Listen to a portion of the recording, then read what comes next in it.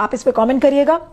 मैं दूसरी खबर की ओर चलती हूं। ईरान के सर्वोच्च नेता और शिया मुसलमानों के दुनिया के सबसे बड़े धर्मगुरु आयतुल्लाह खमेनी ने दिल्ली दंगों पर गहरी चिंता जताते हुए भारत की तीखी आलोचना की है। उन्होंने #इंडियन मुस्लिम्स इन डेंजर का इस्तेमाल करते हुए ट्वीट कर कहा है कि भारत में मुसलमानों के कत्ले आम पर पूरी दुनिया के मुसलमानों का हृदय व्यथित है। उन्होंने लिखा, भारत सरकार को उग्रवादी हिंदुओं और पार्टियों का मुकाबला करना चाहिए और मुसलमानों का कत्ले आम रोकना चाहिए ताकि वह पूरी इस्लामी दुनिया में एकदम अलग थलग ना पड़ जाएं। तो यानी कि आयतुल्लाह खामेनी ने एक तरीके से चुनौती दिया है, ललकारा है मोदी सरकार को, और ये कहते हुए कि अगर आपने अपने जो हिंदू एक्सट्रीमिस्ट हैं उनसे अगर आपने उनको कन्फ्रंट नहीं किया तो भारत को हम इस्लामिक देशों में आइसोलेट कर देंगे। अब ये आयतुल्लाह खोमेनी का जो स्टेटमेंट है ये कब आया है? अभी थोड़े दिन पहले ही हमने आपको खबर बताई थी कि जो वहां के फॉरेन मिनिस्टर थे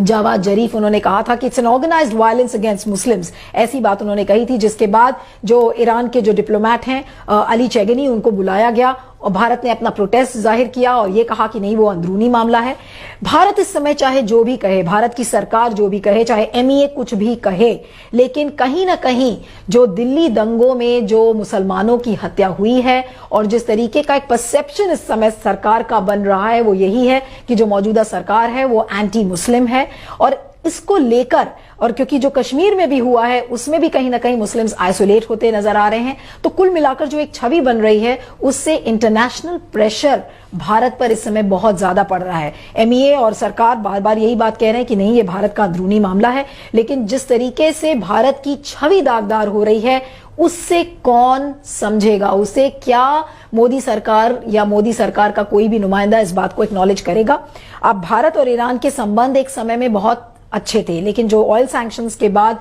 और जिस तरीके जब ऑयल इंपोर्ट्स बंद होने के बाद, जब Sulemani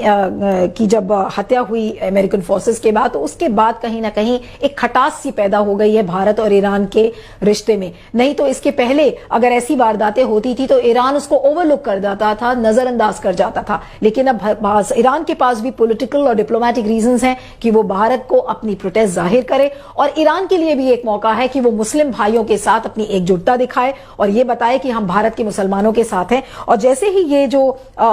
Indian Muslims are in danger का जो हैशटैग है जिस पर आयतुल्लाह खामेनी ने जब ट्वीट किया तो इसको लाखों मुस्लिम्स ने उसको लाइक किया है, रीट्वीट किया है, तो कहीं ना कहीं इसमें मुस्लिम सॉलिडारिटी भी नजर आ रही है। और आयतुल्लाह खामेनी कोई छोटे मोटे लीडर नहीं माने जाते, वो एक ऐसे लीडर हैं जो वहां की जुडिशरी, वहां की सरकार सबसे सर्वोच्च माने जाते हैं। सारे अपॉइंटमेंट्स में उनकी मानी जाती है, उन्हीं की चलती है, यानी कि सुप्रीम लीडर ही नहीं बल्कि उन्हें यह भी कहा जाता है कि वो supreme leader of Islamic revolution माने जाते हैं। तो आप ये सोच लीजिए कि एक बहुत ही पावरफुल फेस है वो इस्लामिक नेशंस का। और अगर वो ये बात कह रहे हैं कि भारत अगर चाहता है कि वो इस्लामिक नेशंस में आइसोलेट ना हो तो उसे अपने हिंदू लीडर्स को कन्फ्रंट करना पड़ेगा। तो आप सोच सकते हैं कि अगर ऐसा कुछ हो गया तो भारत और इस्लामिक नेशंस के बीच में जो पीपल टू पीपल कांटेक्ट है, यानी कि बहुत सारे भारत के लोग इस्लामिक नेशंस में नौकरी करने जाते हैं, भारत का जो ट्रेड है वो तो ऑलरेडी अफेक्ट कर रहा है, लेकिन जो सोशल कॉन्टैक्ट्स हैं, पीपल टू पीपल कॉन्टैक्ट है, वो भी फर्क पड़ सकते हैं, डिप्लोमेटिक रिलेशंस में गिरावट आ सकती है, तो बहुत सारी चीजें हैं। और तो ये एक तरीके की दोनों तरफ एक डिप्लोमेटिक वॉर चल रही है।